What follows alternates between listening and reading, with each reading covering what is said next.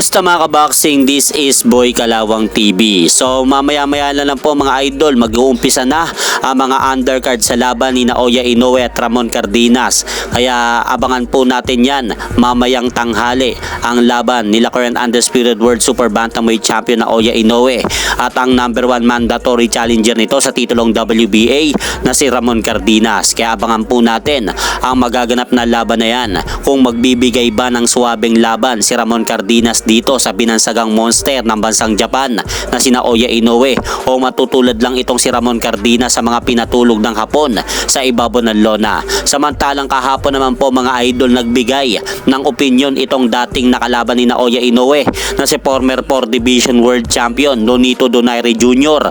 patungkol sa mangyayaring laban ni Naoya Inoue at Ramon Cardenas mamaya sa Las Vegas, Nevada. Anya, sinabi ni Nonito sa isang panayam nito sa Top Rank na nung maglaban po daw sila ni Naoya Inoue ay parang kinakalaban po daw niya ang kanyang sariling version nung nasa kabataan pa siya at nasa kalakasan pa siya.